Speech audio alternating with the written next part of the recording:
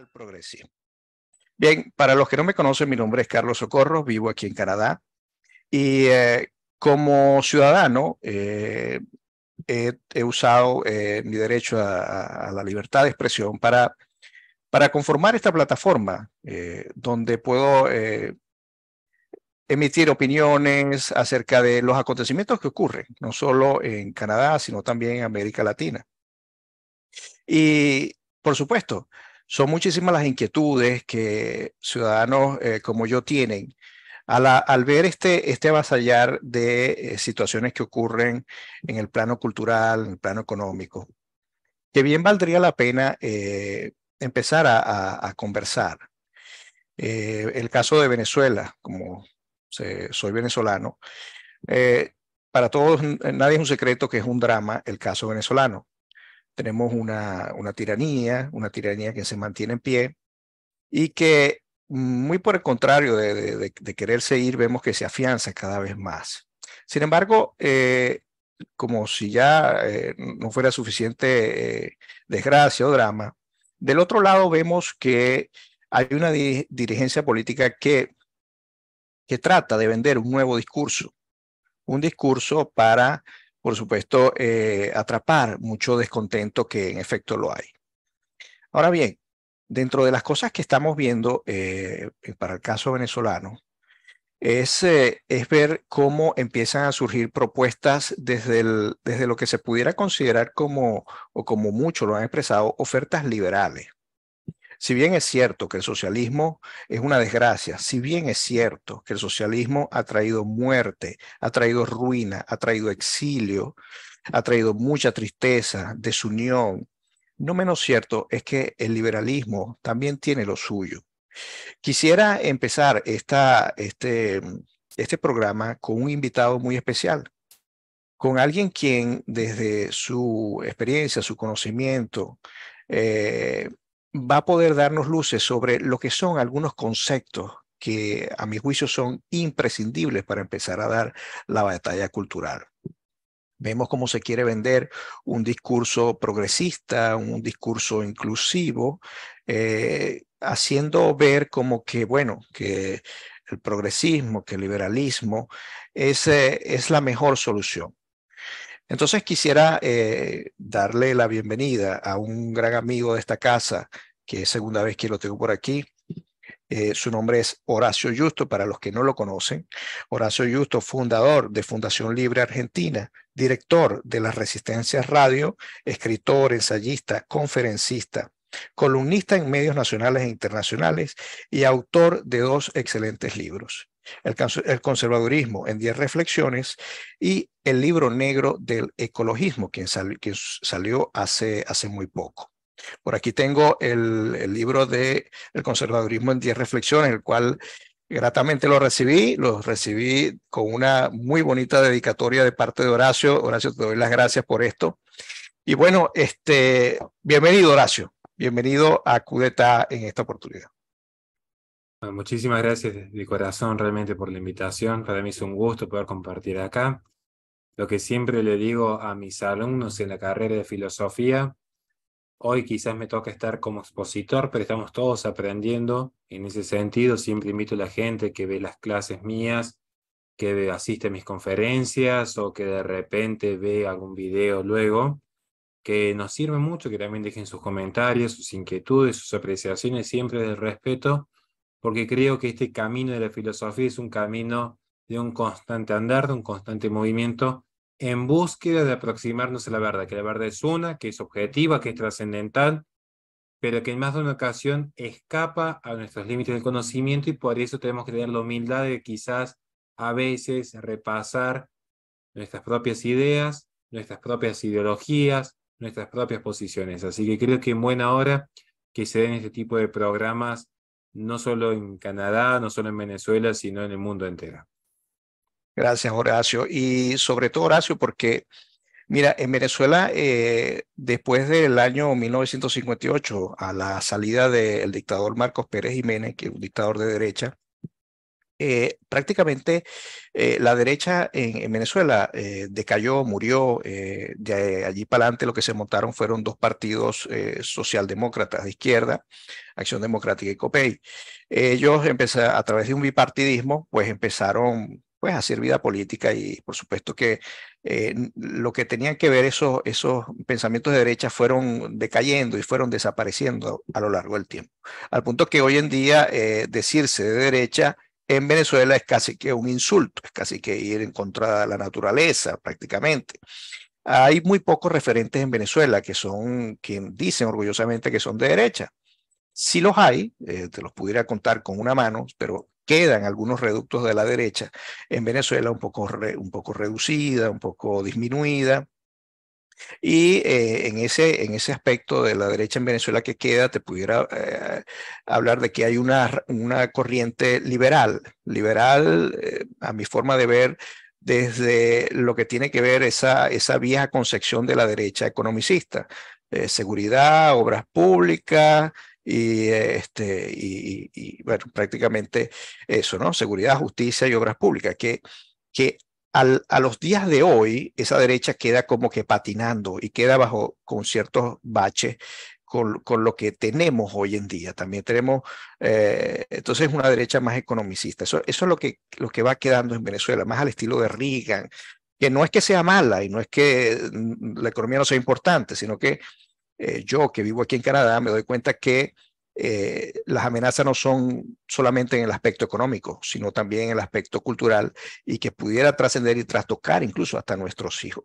En este sentido, Horacio, y este primer programa, que sé que será el primero de muchos otros, quisiera dar una conceptualización acerca de varios términos que para el venezolano de a pie que carece de una ideología de derecha o que no tiene una formación de ideología de derecha, dentro de lo que es la filosofía conservadora, quisiera dar ciertas luces sobre qué es la derecha, sobre qué es el liberalismo, qué es la izquierda, ir dibujando estas teorías políticas para que el venezolano pueda empezar a darse cuenta de dónde está, hacia dónde va y de dónde viene. Entonces, si me pudieras ayudar en ese sentido, Horacio. Bueno, la verdad que desafío tener que exponer algunos conceptos Sí. políticos, pero para esto me voy a avanzar, me voy a basar principalmente, y mientras estoy hablando iba pensando en qué autor tomar como referencia. Hoy día quizás convendría utilizar a Kripke, que si bien es un gran filósofo del lenguaje, para muchos incluso fue superior a Wittgenstein, pero esto es algo que solo los que están versados en filosofía del lenguaje lo pueden llegar a entender acabadamente.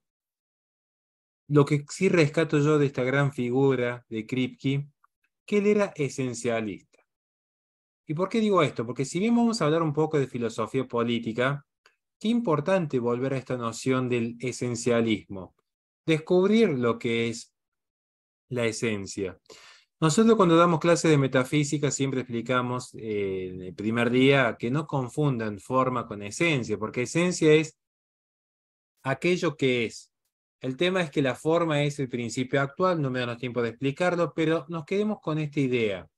La esencia es aquello que es, y aquello que es independiente de los accidentes, como también es independiente a la denominación. Entonces, ahora ya yendo a un lenguaje en el cual nos podemos entender absolutamente todos.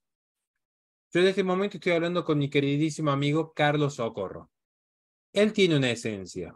Si tiene una, una naturaleza que limita su acto de ser, es decir, él es un ser humano ante todo, luego es hombre, luego será un excelente académico, un excelente padre, un excelente esposo, un excelente amigo, un excelente sacerdote. Eso ya van siendo como distintos accidentes, porque podría ser o no ingeniero, podría ser o no abogado, pero es lo que es. Y hay ciertas cuestiones que son indisponibles por él mismo. Es decir, él podría cortarse el pelo, él podría cambiarse el nombre, pero hay algo que se sostiene, hay algo que se mantiene estable en su ser. Sobre esto vamos a trabajar en las esencias hoy día. Entonces, Empecemos por lo más básico, antes de hablar de progresismo, liberalismo, conservadorismo, nacionalismo.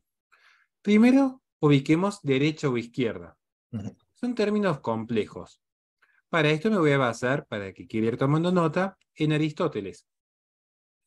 Aristóteles bien define que dentro de los accidentes y tenemos lo que es el lugar. Dentro del lugar, que son 6, vamos a tener lo que es arriba, abajo, adelante, atrás, izquierda, derecha. ¿Qué es lo que me interesa rescatar aquí? Que el lugar, precisamente el lugar, es una propiedad de la cosa que no inhiere a la cosa. Es decir, yo puedo tener una pelota de fútbol del lado derecho. Incluso puede generar consecuencias. Imagínense en tener una pelota del lado derecho en los pies de Messi. Claro, cambia la situación, pero la pelota no deja de ser pelota, esté en los pies de Messi o se halle del lado izquierdo. Entonces, hay ciertas doctrinas que se pueden mover de izquierda a derecha, particularmente lo voy a decir más que doctrina, esto es una ideología como el liberalismo. El liberalismo se puede mover de la derecha, se puede mover de la izquierda, y es siempre en base al contexto. Por eso yo en los últimos años he ido tratando de corregir algunos vicios en mi lenguaje y decir, yo estoy a la derecha. Sucede que es más cómodo decir soy de derecha, pero el acto de ser no depende del lugar. Nuevamente, Ok. la pelota es independientemente de donde se halle. La derecha es un término muy ambiguo, igual que la izquierda, y es útil utilizar estas categorías, Sí, porque en el vulgo, en el lenguaje rápido, en el lenguaje común, sirve. Si yo a un taxista, si yo a un kiosquero, si yo, incluso con toda la lógica, a un diputado, a un docente, le digo, soy de derecha, o más precisamente estoy a la derecha, ya empiezo a tomar distancia con otras ideas. Ya empiezo a tomar distancia con otras ideas. Incluso yendo a un panorama dentro de lo que es Venezuela, o podríamos tomar incluso Argentina. Macri estaba más a la derecha que Cristina Fernández de Kirchner, lo sí, cual no lo hace de derecha. exactamente. Por ejemplo, hay una mujer que es Machado en Venezuela, que es muy conocida. No me queda la más mínima duda que dentro del espectro político se halla más a la derecha que un Maduro. Claro. Ahora, ¿tiene o no tiene los componentes esenciales para definirse en base a una filosofía realista? Aquí es lo que vamos a empezar a investigar un poco hoy día. Entonces, pensemos qué sucede con este gran fenómeno del liberalismo. A mí esto me llama mucho la atención, sobre todo en Latinoamérica. Es algo que discutimos con otros docentes y antes que alguien se sienta herido en alguna susceptibilidad, yo siempre digo, traten de refutar el argumento y no a la persona. Intenten focalizarse en la idea. Yo lo que les pregunto es, cuando en América Latina se hace esta división entre el liberalismo latino no tiene nada que ver con los liberals anglosajones, hacen una suerte de distinción. El liberalismo anglosajón es malo, es progresista, está en contra de lo que nosotros defendemos. Entonces te citan a gente liberals, como puede ser, por ejemplo, el primer ministro de quien Trudeau. oficia como en Canadá, como Trudeau. Sí, Pueden citar, por ejemplo, los liberals de Inglaterra, incluso el Partido Verde Alemán, o pueden llegar a citar a la facción más progresista del Partido Demócrata. De hecho, los medios de prensa como National Review, que yo lo consumo mucho, The Federalist, que inicia sus acciones en Canadá, es un sitio muy interesante para leer, o American Conservative, se refieren a los demócratas como liberales. Yo lo que les pregunto es, si quieren hacer esta distinción entre el liberalismo anglosajón y el liberalismo latino, el liberalismo, ¿cuándo nace? ¿Cuándo obtiene su forma? Porque acá está el punto. ¿Cuándo es que la esencia se actualiza, actúa? ¿Cuándo la esencia actúa? Porque esto es la forma. La actuación de la esencia. ¿Cuándo lo hace? Lo hace cuando empieza a tomar sus orígenes en intelectuales. John Locke, Thomas Hobbes, Montesquieu, con puntos que son muy interesantes a leer. Yo me he enriquecido mucho con la doctrina liberal anglosajona en mi formación académica. Ahora, lo que yo estoy mencionando aquí, no hay ninguno que sea ni argentino, ni colombiano, ni chileno, ni venezolano. No, Entonces yo digo, si Carlos nace en Venezuela, habla como venezolano, camina como venezolano y tiene gustos propios de un venezolano. Si yo después quiero decir que es colombiano y lo puedo denominar de distintas maneras, pero la esencia es. Entonces, yo lo que le pido a la gente siempre tenemos la madurez para decir, si nace el pensamiento en el concepción anglosajona, tiene principios anglosajones, se rige por doctrinas anglosajonas, luego no podemos querer separar. Porque el problema, aquí entramos de lleno, ¿cuál es mi distancia académica con el liberalismo? Allende que pueda tener amigos liberales, Allende que pueda compartir algún espacio, o que incluso en última instancia, a veces como una suerte de mal menor, uno tenga un mínimo de tolerancia, reconociendo que es un mal en algún punto, al menos en términos religiosos, pero ahí no vamos a hablar de ese punto. ¿Qué es lo que me interesa a mí? Pensemos. Primero, el liberalismo se propone a sí mismo como una ética minimalista. Esto ya es claro, complejo, porque queda en ese margen gris y ambiguo un sinfín de acciones propias del humano que escapan a la respuesta del liberalismo. De hecho, el liberalismo se propone a sí mismo como una ideología tendiente a la tolerancia. El problema es que también hay una tolerancia con el error. Y eso es lo que desembocó, de hecho, en las comunas de París. Las comunas de París, que algunos dicen no fue liberal porque el liberalismo se trata del respeto y restricto el proyecto de vida ajeno, yo siempre sostengo, ¿y qué idea profesaba, por ejemplo, Voltaire? ¿Qué idea profesaba Robespierre? Yo para esto sugiero un libro muy interesante que creo que lo tengo por aquí. Aquí está. Luis Jognet. El libro se llama Problemas y grandes corrientes de la filosofía, un libro breve, pero allí se muestra. El liberalismo, de hecho, dentro de su orden secular, que intenta tomar distancia con la tradición cristiana, no solamente que promovió la Revolución Francesa, si quiere, vayamos a exacto. la propia Revolución Anglosajona, que supuestamente fue más pacífica. Los principios subyacen, principios del secularismo y principios, de hecho, del cientificismo, porque el liberalismo nace a causa de lo que es el cientificismo en la praxis política. Entonces, uno cuando estudia en profundidad a John Locke, cuando alguien suele decir, no, porque John Locke era pro vida, dando un caso concreto, yo digo, ¿en serio? John Locke lo que promueve es, ante todo, el derecho de propiedad. Y la vida forma parte de la propiedad. El tema es que aquí se está poniendo el carro por delante del caballo. Por eso digo que hay que ser muy cauto en este tipo de debates. Marx, sin ir más lejos, lo que hace es profundizar este vicio. Marx, si uno piensa por un instante, hay que leer a Marx en profundidad. Él lo que sostiene es la abolición del Estado, la eliminación de los impuestos, la liberación absoluta de toda atadura que hubiese, no solamente por los medios de producción, sino también a instancia de Engels, de relaciones culturales, más allá que el marxismo es 100% materialista, y esto siempre lo aclaro. Yo soy un detractor de los que dicen que existe marxismo cultural, yo sostengo Sí, que no existe, sino que son conceptos distintos, pero sí digo, en este sentido vamos a ver que hay una concordancia. Y si uno empieza a investigar a otros liberales, ya no John Locke, por ejemplo, John Rawls, que algunos dicen que no era liberal, pero yo veo sus principios tendientes a la libertad, la igualdad y la fraternidad.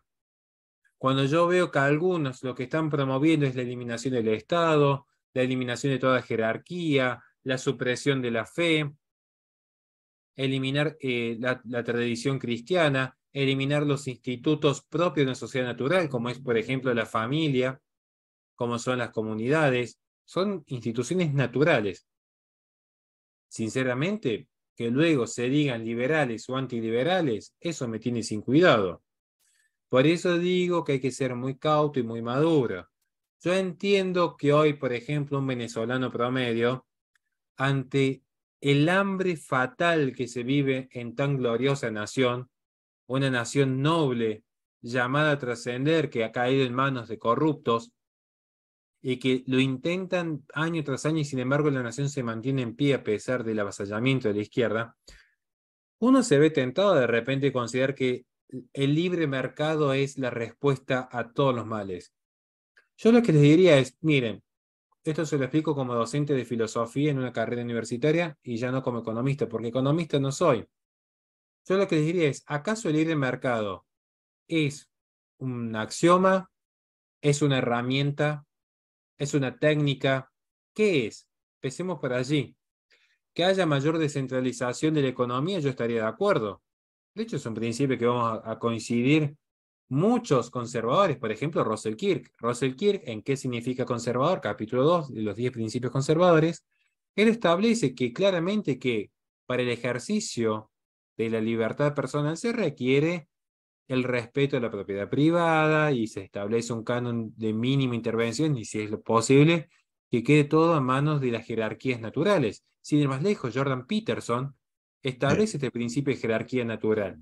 Ahora, el libre mercado tenemos que entender, como toda ciencia, en este caso una ciencia económica, es una técnica dentro de una ciencia. Ahora, la ciencia, por ser ciencia, no da todas las respuestas al humano. Ni siquiera llega a plantear todas las preguntas.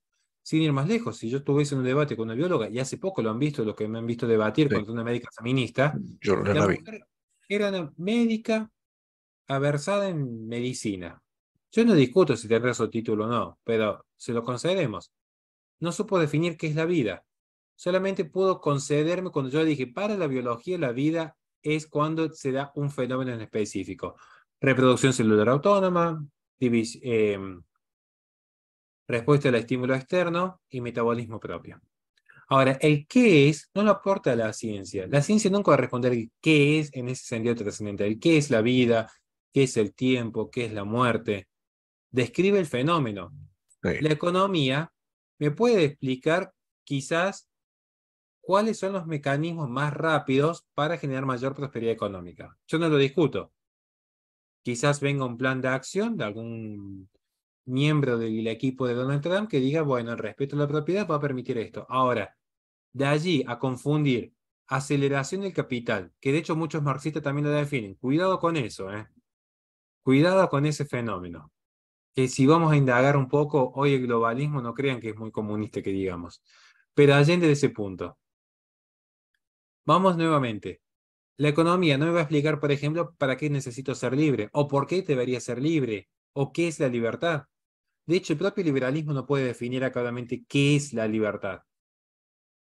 Porque el problema es si yo pongo en términos kantianos que la libertad es la plena autonomía del individuo, tengo un problema. ¿Cuándo el individuo empieza a ser libre?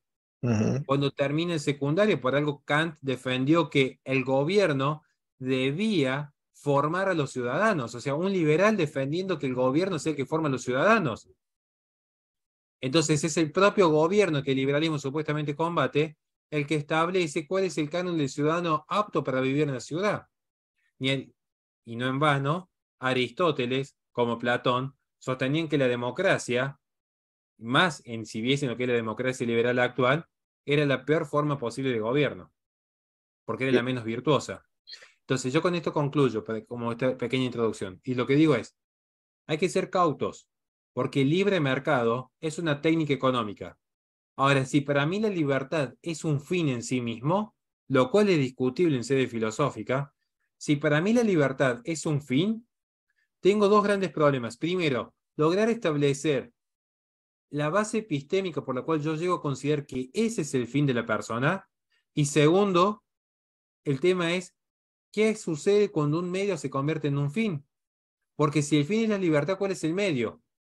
Acá está la gran discusión. ¿Cuál va a ser el medio para que la persona llegue a ser libre? Y luego, ¿qué sucede con esa libertad? Porque si la libertad es un fin, entonces yo no habría ningún tipo de discusión ética, por ejemplo, y estoy ni siquiera hablando de las leyes que lo prohíben o lo permiten, sino una discusión ética, por ejemplo, con ciertas parafilias, con personas que de repente deciden, siendo supuestamente mayores de edad, que un padre se case con la hija, como sucedió en Nueva York.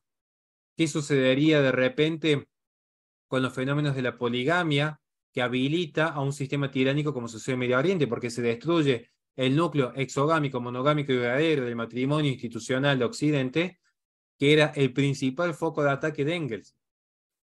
Vamos a ver qué sucede entonces con, por ejemplo, cuando hay un liberalismo muy honesto, cuando, digo, y es raro encontrar un liberal honesto, pero ujú. cuando hay un liberalismo muy honesto, ¿qué sucede, por ejemplo, con la compra y venta de niños, como lo sostiene Rothbard en lo que es la venta y compra de la patria potestad? Estas son respuestas que cuando se toma la libertad como un fin, nos damos cuenta que algo que advierte un libertario como Rockwell, para el paleolibertarianismo, que la libertad por sí misma no alcanza. Entonces hay que ser muy cauto cuando venga cualquier tipo de mesías que hable de la libertad sin definir concretamente qué es la libertad. Porque de hecho, en nombre de la libertad y en nombre de la liberación absoluta, han surgido pensadores desde Marx con la liberación del proletariado hasta Foucault con la liberación del demente, pasando en el medio por Simone de Beauvoir con la liberación de la mujer o Marcuse con la liberación de todo disidente. Entonces, acá claro, libertad sí. Ahora, ¿en qué sentido? ¿En el sentido agustiniano? ¿En el sentido kantiano? ¿En el sentido de Dostoyevsky o en el sentido de Freud? Hay muchas opciones, entre millones que podríamos mencionar. Todos hablan de la libertad. Ahora, ¿cuál es la esencia de la libertad? Porque alguien que lo sostenga tiene que estar dispuesto a dar un debate serio. Es decir, si mi fundamento de la libertad es este, bueno, ¿qué sucede con las personas que no llegan a tal canon? ¿Qué sucede con el menor de edad? ¿Qué sucede con el desvalido? ¿Qué sucede con el demente? ¿Qué sucede con el discapacitado? ¿Qué sucede con el anciano? ¿Qué sucede con el iletrado? ¿Qué sucede con el menos poderoso? Por eso Sí. digo, es importante siempre elevar los debates en estos puntos. Claro, fíjate, yo te he escuchado con muchísima atención, tomé algunas notas acá porque hiciste referencia a mm, muchas aristas del liberalismo como tal, ¿no? Y bueno, lo que estamos viendo también en Venezuela es que evidentemente muchos de los jóvenes que crecieron bajo el sistema socialista en una reacción de rebelarse ante ese nefasto sistema, porque aquí no hay duda y yo no voy a poner en duda lo nefasto, ya lo he dicho, que es el sistema socialista. Pero eh, pienso que también hay que diferenciar porque la izquierda o lo que llaman ahora la nueva izquierda toma ciertas banderas que coinciden mucho entre ese liberalismo, digamos, una arista de este liberalismo que hemos descrito con la propia izquierda, el propio pensamiento de izquierda. Eh, es decir, tú nombraste ahí algunos dirigentes políticos venezolanos, quienes justamente entre sus propuestas de gobierno está la de eh, lanzar o sea, promover el aborto o la eutanasia o el matrimonio entre parejas del mismo sexo. Entonces, claro, este tipo de personajes dicen, yo no voy a imponer nada, yo voy a dejar que sea la democracia digamos, que lo designe de esa forma, ¿no? Entonces ellos se venden como esos demócratas que este tipo de temas que son tan sensibles, como si ya no fuera suficiente el hambre con el que está pasando Venezuela, la decadencia económica, la decadencia moral, pues ya como si no fuera suficientemente eso, entonces empezar a agregar a este caldo de cultivo banderas que son las que están haciendo mella en las sociedades del norte, como los Canadá, como es Estados Unidos, donde estas banderas de la cuestión de los raciales, las cuestiones del aborto, es otra manera de acabar con la misma sociedad. Entonces, ¿cuándo diferenciar que un liberalismo es de derecha o cuándo diferenciar, si es que se puede diferenciar, que hay algún liberalismo de izquierda? La pregunta sería, ¿existe un liberalismo de izquierda? ¿Cómo diferenciarlos? Y si ciertamente tú hablas de que hay una diferenciación entre el liberalismo anglosajón y el liberalismo hispano. Muchas personas dicen, bueno, es que yo soy liberal clásico. Ahora, ¿qué tanto ha quedado a los días de hoy de ese liberalismo clásico? ¿Qué tanto es viable ese liberalismo clásico y de qué bandera se alimenta? Si lo que yo estoy viendo, por ejemplo, en el caso de Venezuela, es que está enarbolando banderas que es las que están enarbolando la izquierda globalista hoy en día. Entonces, y lo peor de todo, Horacio, es que esas son, digamos, recetas o propuestas que están tomando todos los partidos que están quedando en la oposición venezolana, que de paso sea falsa oposición, mucha falsa oposición que hay allí. Eso es bueno aquí acotarlo. El régimen tuvo muchos años construyendo su propia oposición y al tiempo que ahora tenemos también oposiciones fabricadas. Eso que no sea un secreto para nadie. Entonces, ¿cuándo hacer esas demarcaciones? ¿Qué tanto ha quedado de ese liberalismo clásico al día de hoy? Existen ejemplos claros de ese liberalismo clásico y qué se diferencia de un gobierno o visión de gobierno bajo una filosofía conservadora, donde no niega la libertad o la apertura económica, porque evidentemente sin una apertura económica, sin una libertad económica no se puede desarrollar ningún tipo de emprendimiento, ningún tipo de sociedad, pero sí marcar una diferencia entre o darle un sentido moral a la economía. Y cuando yo hablo de esto, quizás muchas personas van a decir que soy socialista o que no. Yo, como tú sabes, vivo aquí en Canadá y yo he visto ya el monstruo crecido. Es decir, ese mostrico del liberalismo ya yo lo he visto aquí adulto. Y vemos cómo ya Canadá ya tiene leyes para la eutanasia, es decir, una persona de la tercera edad, cuando va al médico, entre las cosas que se le pueden ofrecer es la eutanasia si lo quieren, donde prácticamente una cultura de muerte donde desde el poder federal, desde el primer ministro, promueven el aborto como si fuera, venga, 2 por 1, agarre 2, pague 1. Prácticamente es así a lo que se ha reducido eso acá, donde ya opinar respecto a algún tema como el cristianismo, te considera te saca de la sociedad en el sentido de que no te ven como normal, te ponen a pelear con el que tiene una orientación sexual diferente y es crear ese tipo de roces, ese tipo de conflictos que antes no los habían.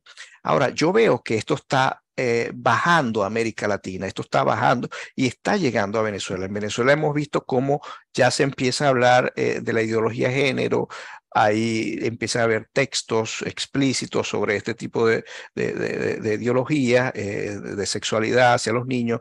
Vemos también como incluso la Asamblea Nacional de Maduro ya aprobó lo que son los lenguajes inclusivos. Ya vemos incluso hasta en esa pantomima que va a venir, que se llaman primarias, que es para elegir supuestamente un candidato de oposición que va a luchar contra Maduro, donde se suponía que anteriormente Maduro no era presidente, pero ahora lo están viendo como presidente. Entonces, entre todo ese mar de contradicciones de esta misma oposición fabricada por el chavismo, pues vemos que empiezan a salir estas propuestas mágicas. El libre mercado es lo que me dicen mucho, pero tú estás en contra del libre mercado y vives en Canadá. Bueno, no es que esté en contra del libre mercado, tú has hecho puntualizado algunas cosas, o sea, bueno, venta del riñón, a ver, ¿qué lleva a una persona a vender su riñón en un libre mercado? El hambre. Entonces, ¿qué es lo que lleva a que, bueno, la niña se case con el adulto? Que eso es pedrastía, eso es pedofilia. Entonces, eso es lo que yo veo que pudiera, se empieza a germinar, en este caso en Venezuela, en voz o en manos de aquellos que dicen ser unos salvadores. Y ojo, aquí quiero decir algo. Maduro ha sido una de las consecuencias más catastróficas porque, como yo te hablé al principio, la socialdemocracia de izquierda, el bipartidismo, a Acción Democrática y COPEI, los dos partidos preponderantes que durante 40 años hicieron ese Estado socialdemócrata y rentista, que mucha gente dirá, bueno, pero fue la democracia, lo llaman la era de la democracia. Y, y la democracia hizo metástasis con el chavismo, porque fue la democracia quien llevó a Hugo Chávez al poder y es lo que se está siempre vendiendo. Ese fundamentalismo democrático que un filósofo español llamado Gustavo Bueno una vez dijo, pues es lo que vemos aquí que está ocurriendo y Horacio, yo veo que mucha gente no tiene conciencia de hacia dónde, de lo que se está germinando, de lo que está por venir en Venezuela, si las personas no tienen un despertar sobre una cultura política. En mi forma de ver, creo que desde la filosofía conservadora es lo que pudiera poner algún freno a esto. No sé cómo lo verías tú. Vamos por parte. En primer lugar, que coincido con el último apartado en cuanto que la filosofía conservadora, que yo diría, siempre tuve la duda y quizás haga algún día un escrito al respecto. Si es acaso filosofía o doctrina, yo hoy por ahí me inclino más a una doctrina Sí, por algunos una- principios. o yo lo veo como una filosofía de vida, es decir, muchas Sí, personas seguro. muchas personas en Venezuela son conservadoras y no saben que son conservadoras. No, Y lógico, lógico. Y de hecho, por algo tengo un video en uno de mis canales donde explico los 10 principios del conservadurismo, donde la gente se da cuenta en el acto que la conservación esta es un instinto propio de la propia natural. biología. Pero volvamos al punto central. Liberalismo de izquierda a derecha. ¿Cuál es el punto de diferenciación? ¿Dónde se apoyan? Yo Y, creo que el gran punto... perdona que te ataje, porque yo tomé antes que se me olvide. Tú hablaste de que no existe tal cosa como un marxismo cultural. El marxismo es materialista. Pero ¿por qué no hablar de un liberalismo cultural? Es que ahí va el punto. La liberación absoluta. De hecho, uno lee los postulados de Marcuse y Marcuse como uno de los principales intelectuales de la Escuela de Frankfurt, a mi criterio más importante, quizás no por las ideas, sino por la propagación de las mismas. Muchas veces el intelectual no se mide por lo que sabe, sino a cuánta gente llega. Es un fenómeno propio, digamos. Si yo empiezo a analizar, por ejemplo, un candidato, de hecho en Colombia hace poco hubo una candidata también que tuvo estas cuestiones particulares, ¿no? Acá en Argentina se ve posiciones trascendentales, es decir, hay o no hay un reconocimiento, ya ni siquiera digo una ley divina, el propio orden natural, orden, cosmos, cosmos significa orden en griego. ¿Hay o no hay un reconocimiento a un orden natural? Porque si hay un reconocimiento al orden natural, hay un reconocimiento a un logos ordenador. No digo que tenga que ser necesariamente el Dios verdadero de nosotros los cristianos. Podría ser el demiurgo de Platón. Podría ser ese ser esencial de Plotino. Pero al menos hay un gran grado de inteligencia para reconocer que si hay un lenguaje ordenado en el cosmos, hay un logos ordenador. Entonces, este va a ser un principio fundamental. Este va a ser un principio fundamental para ubicar los espacios.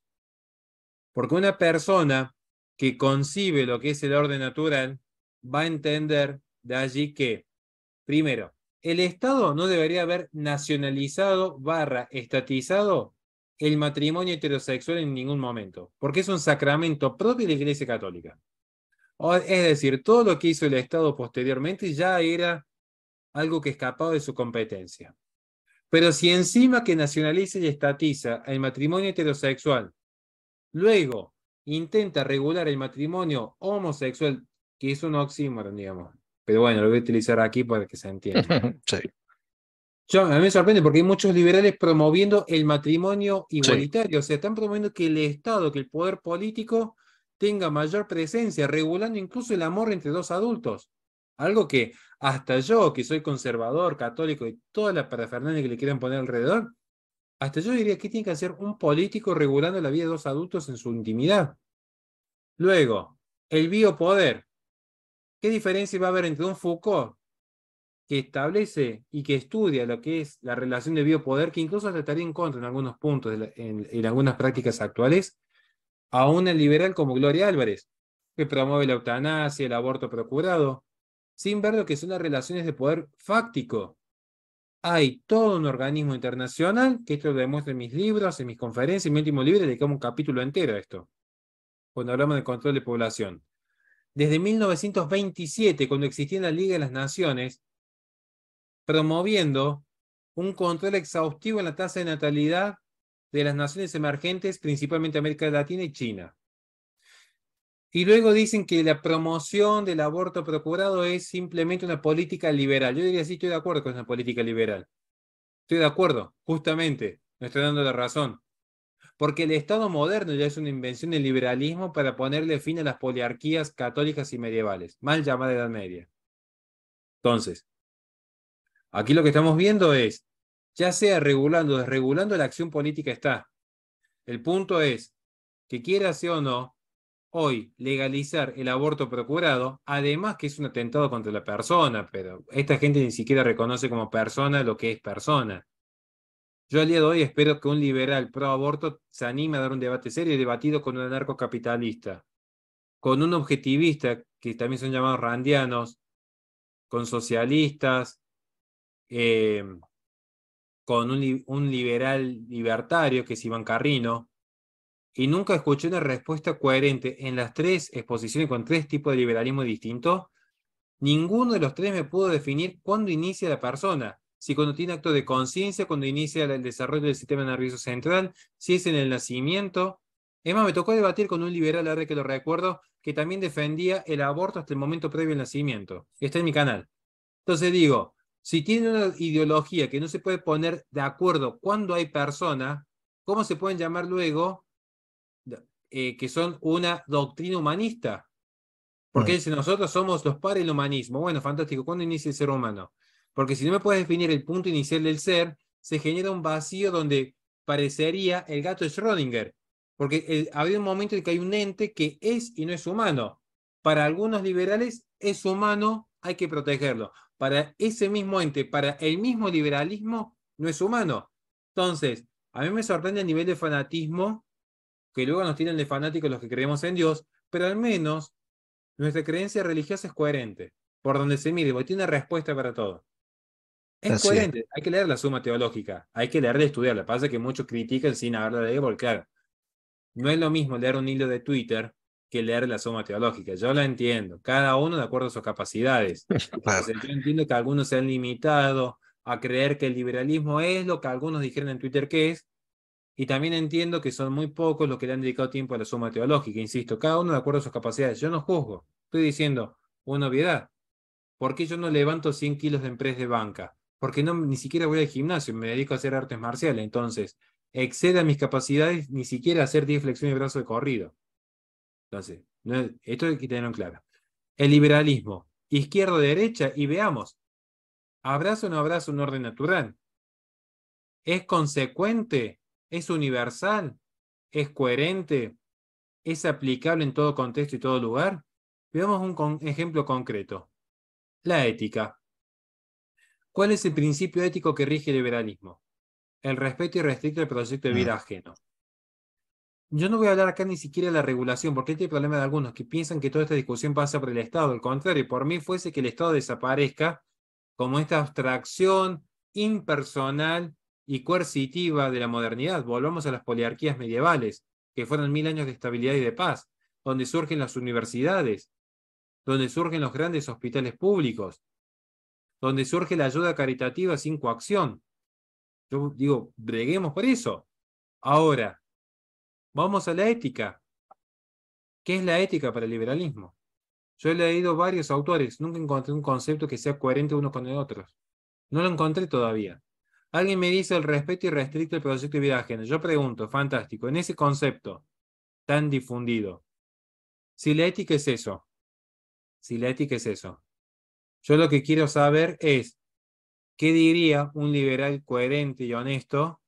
Si acaso no sería ético o no sería ético que una persona promoviese las relaciones íntimas entre hermanos. Si consideramos el liberalismo clásico que toma al animal como una cosa, algo que por cierto yo también estaría a favor en cuanto a que el animal no es una persona, ¿qué hacemos, por ejemplo, con los que tienen esa parafilia, que no lo voy a mencionar por respeto al canal, una parafilia con los animales o con los cadáveres? Si acaso el liberalismo nunca sostiene una tesis respecto a qué es un cadáver. De hecho, para el liberalismo clásico es una cosa, ujú. y las cosas son susceptibles de propiedad. Esto es respuesta al liberalismo clásico, le estoy diciendo, ni siquiera entrando con las corrientes más modernas. Vamos a casos concretos. Un candidato liberal, bueno, ¿qué posición tiene, por ejemplo, respecto a la soberanía nacional, respecto a la legalización de las sustancias, la eutanasia, la legalización del aborto procurado, la educación sexual en menores de 12 años? ¿Qué respuesta hay ante estos fenómenos? El matrimonio igualitario, la adopción homoparental, la adopción monoparental, el respeto a la familia, el respeto a la tradición cristiana, el secularismo como episteme o como doxa.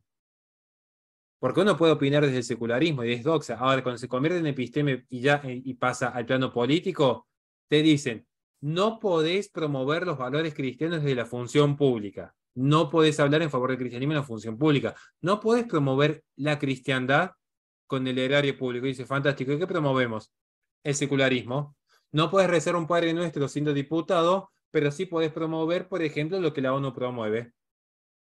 Entonces, yo lo que digo es, queremos sacar la base moral de la cristiandad, ¿y cuál vamos a poner? La base moral del liberalismo, que el mismo liberalismo dice que no tiene base moral. Entonces, ¿por qué no permiten, entonces, si son tan tolerantes, que si hay una mayoría tradicional y católica, que fungen dichos valores?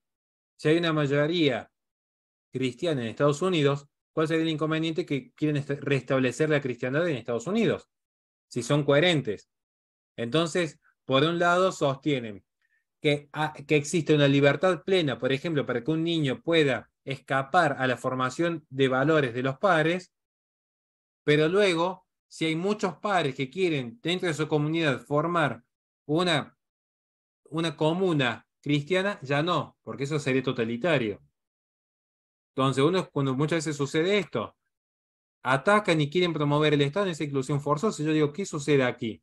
Porque si realmente hay un respeto al proyecto de vida ajena, más allá que no pueden dar respuesta a esto, ¿cuál es el inconveniente que tienen que haya tantos grupos conservadores que quieren formar comunidades conservadoras? Yo siempre digo, ¿saben cuál sería la mejor solución acá al debate y a la práctica misma? Creamos dos grandes islas. Los que queremos cumplir el mandato de crecer y multiplicados, nos vamos a una isla. Los que quieren vivir en la liberación absoluta, que vayan a otra isla. Con todos los desfiles LGBT que quieran, con todas las sustancias que se quieran comprar y vender, con todos los acuerdos libres y voluntarios que decidan pactar entre sí, en esa isla. Tantos que dicen que la libertad económica es lo que hace crecer las naciones, yo les invito a que vean cómo han crecido estas naciones en los últimos años. Curiosamente, el progresismo nace en aquellas naciones que han promovido la liberación absoluta. En esta libertad económica donde surge justamente hoy el progresismo. El progresismo no es Mao, no es Marx, más allá que yo los detesto. A mi derecha la pared. Hoy el progresismo es Netflix, Disney, la NBA, Nike. Esto es lo que promueve el progresismo hoy. Budweiser, sin ir más lejos, hace Así, poco. sí. Las Big Tech son las principales fuentes de concentración de información que luego la están vendiendo al Estado, a los liberals. Entonces, yo lo que digo es, si quieren ver cómo funciona la nación, tanto que les gusta hablar de cómo crecieron, por detrás de esa libertad económica había grandes valores conservadores. Cuando se sacaron esos valores conservadores del camino y queda la sola libertad económica, tienen estos fenómenos que se llaman hoy progresismo, que son producto de la liberación absoluta. Son el hijo no deseado del libre mercado. Y no lo digo yo, que soy un ignorante. Vayan a estudiar un libro de Daniel Bell que se llama Las contradicciones culturales del capitalismo. Es un libro extenso. Es un libro extenso. Pero ahí se desmiente por completo todo lo que fue Fukuyama. Ahí se desmiente por completo las tesis de Jabari y Yuval, que hoy está de moda en la ONU.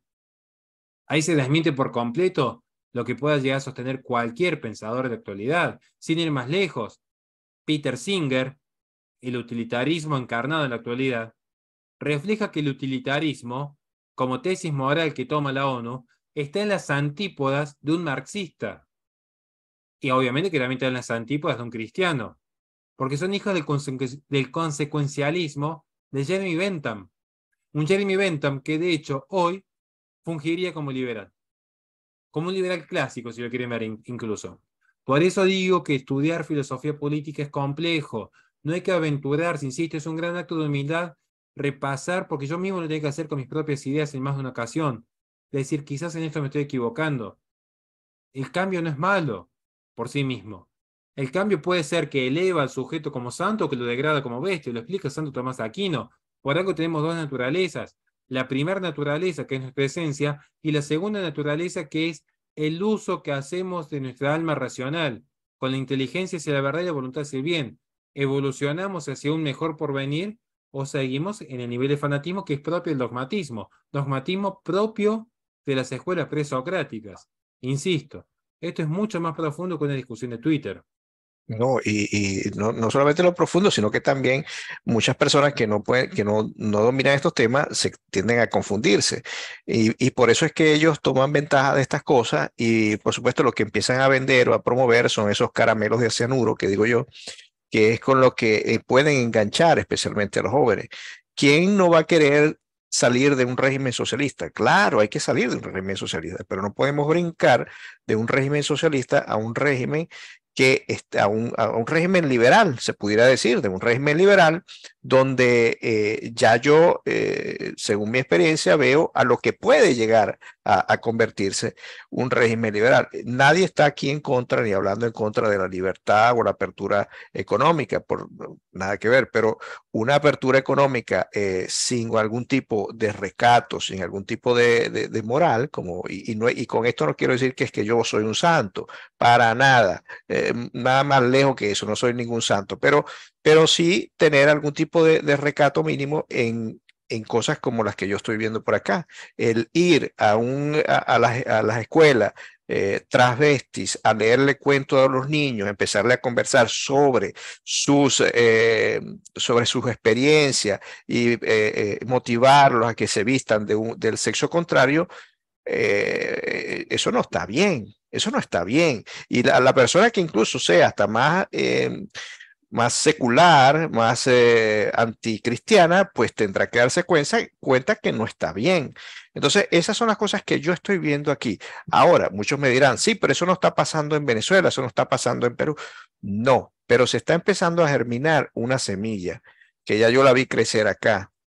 Entonces, eh, yo pienso que hay que seguir insistiendo, Horacio, en tú has esgrimido muchísimas bases filosóficas, has esgrimido muchísimo lo que son, bueno, sí, las bases de todo esto, pero digamos, el ciudadano de a pie, que dicen, bueno, pero el aborto, eso no, ajá, y si la violaron, entonces hay que ser, yo aquí he trabajado con muchas personas que cuando, bueno, que tú te podrás imaginar, cuando uno habla de aborto y dice que es pro vida, inmediatamente lo miran a uno raro y dice, ah, pero entonces tú estás en contra de que ella pues tenga un hijo que no quiere, que no sé qué, y te empiezan a hacer aquel bullying.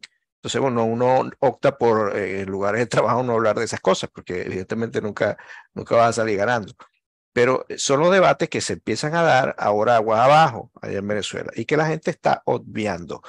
Y lo más triste o lo más decadente es que en Venezuela en este momento no hay una dirigencia política de derecha, no hay una dirigencia política, digamos, al mando, activa en lo que es la dirigencia como tal, no la hay.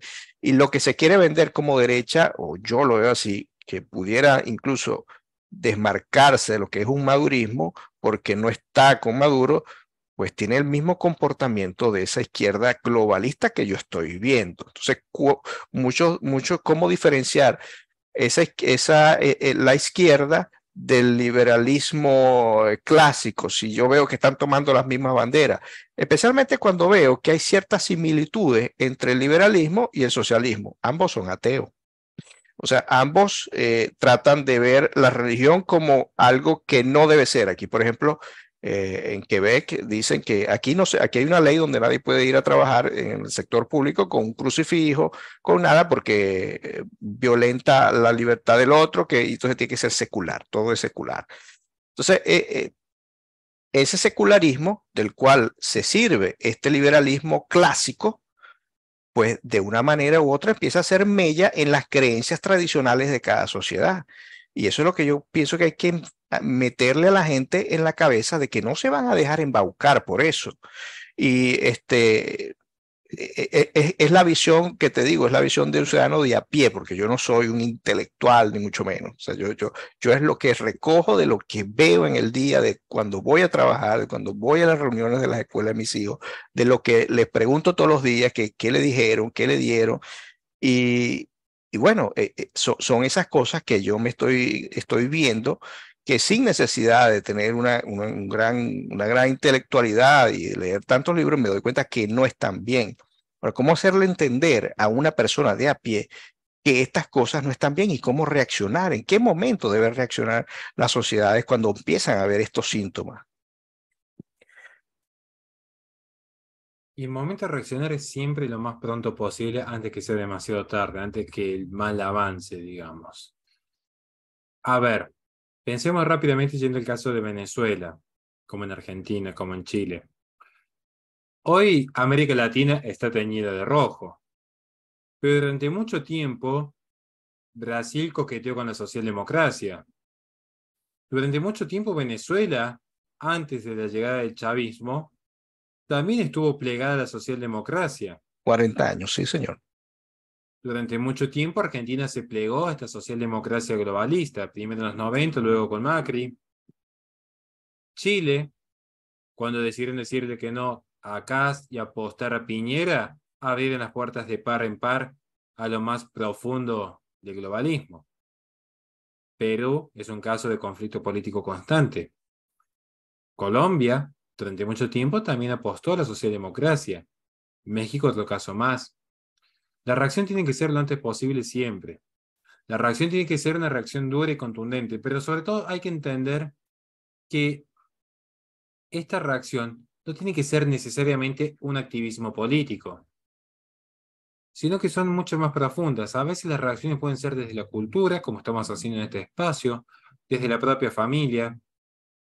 No me gusta autorreferenciarme, para mí no hay persona más tonta y soberbia que la que habla de sí misma, pero viene el caso porque es el ejemplo que se me viene rápidamente. Yo siempre digo que me considero un gran pro vida, no porque esté en contra del aborto, porque eso no es una actitud pro positiva. Simplemente porque tengo dos hijas, porque las educo, porque paso tiempo con ellas, porque me tomo un instante en el parque para caminar a su lado. Cuestiones simples de la vida a veces son una gran reacción, porque son lo que a uno les permite tener los ojos en el cielo y los pies en la tierra.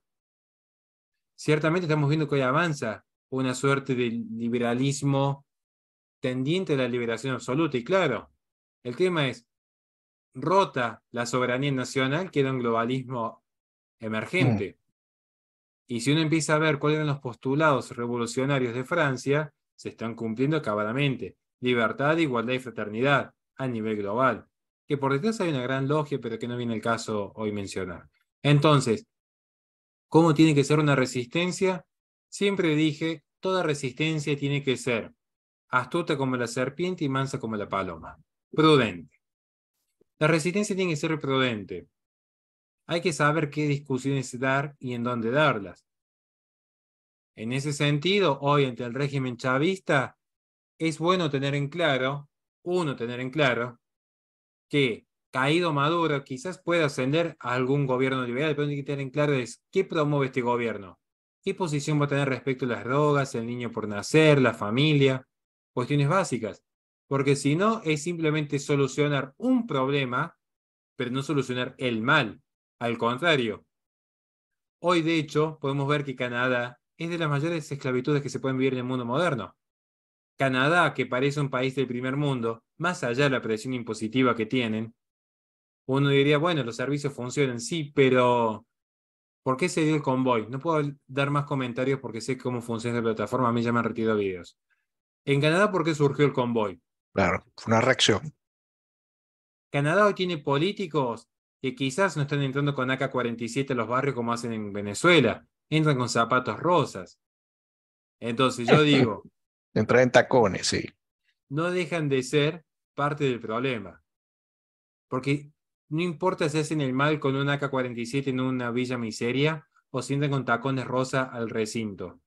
El problema de fondo es que no son el bien. Este es el problema de fondo. No son el bien. No hay una Exactamente. esencia. Y eso es lo que uno tiene que estar cauto y atento.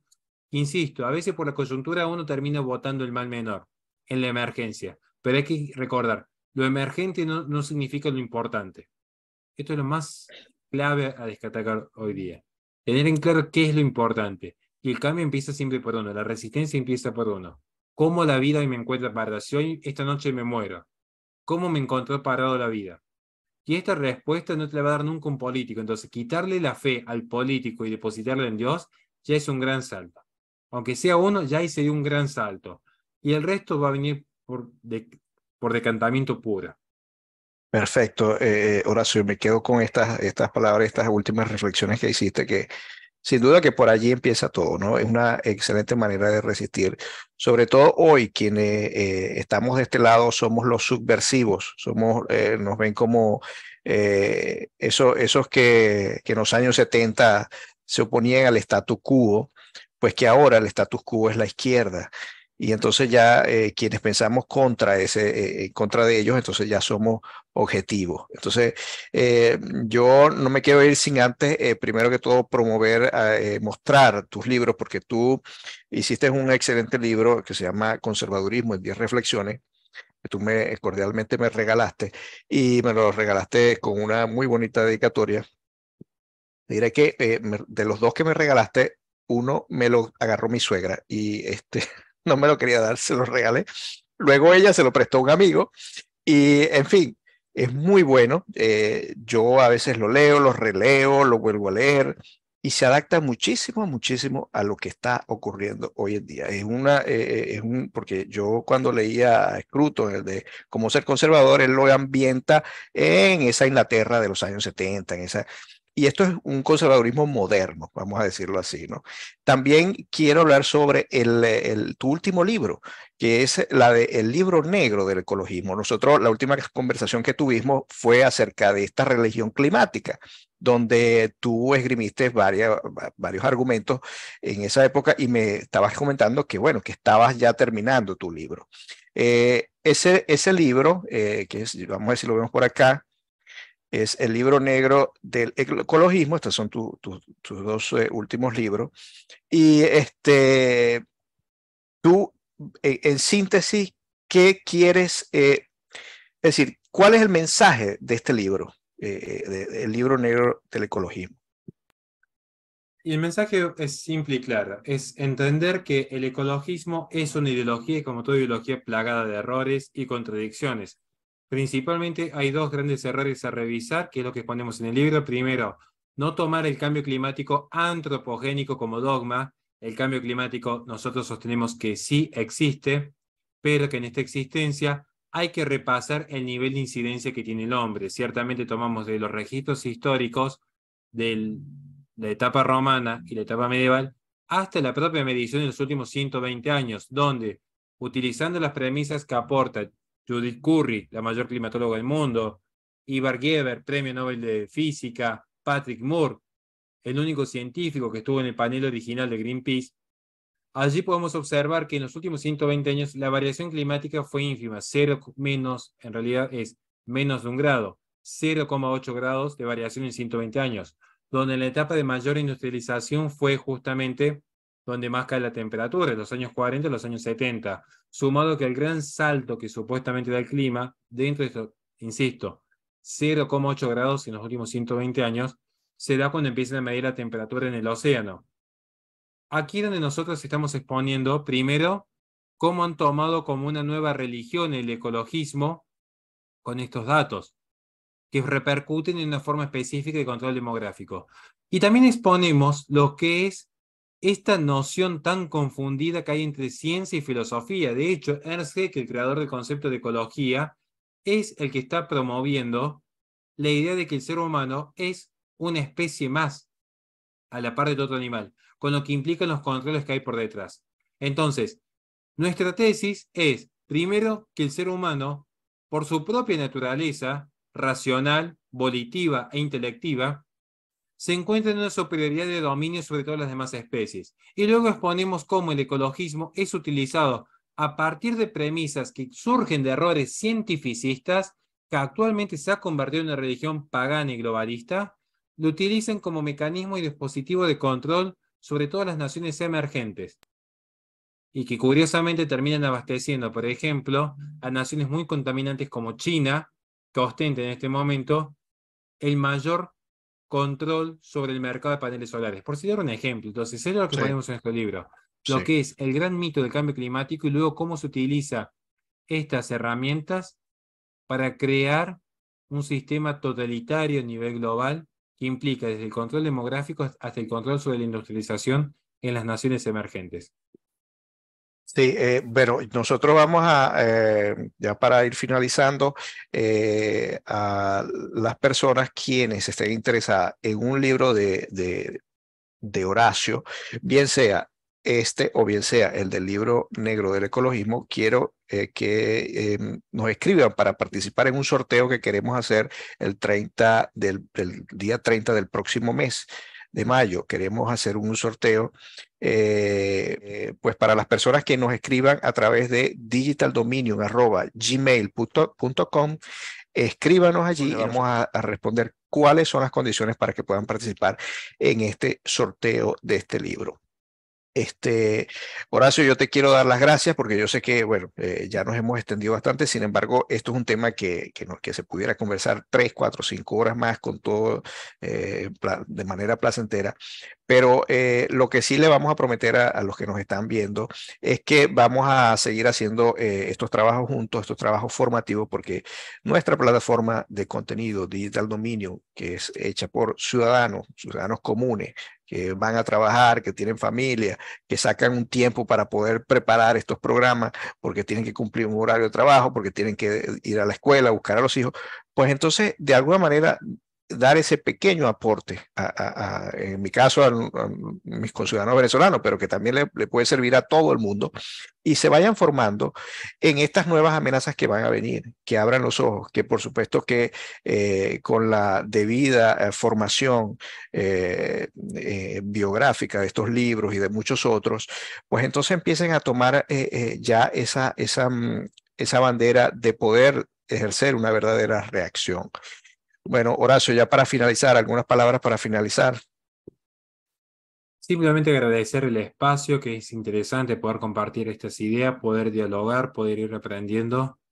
Creo que hay que repasar en algún momento, hacer otro vivo para focalizar lo que es el ecologismo, que es un Sí, tema que se sí, abre porque paso en el mundo entero. lo Y hablamos en aquella oportunidad, pero fue antes de que tú sacaras el libro. Entonces, vamos a hacer otro para cuando ya tenga mi libro, porque ya lo mandé a buscar, así que en cualquier momento me debe llegar el libro. Entonces, ahí podemos conversar sobre ese libro y darle continuidad a esta conversación, porque es muy importante, pienso yo, que las personas empiecen a tener dominio de los conceptos, lo que es un conservadurismo, lo que es un liberalismo, cómo diferencio el liberalismo de izquierda, que se acerca más a la derecha. Existe el liberalismo ese clásico, que es eso que me quieren vender o meter como gato por liebre, qué trae eso detrás, porque detrás de eso yo lo que veo son puras banderas LGBT en ese partido y eso a mí no me da ningún tipo de confianza.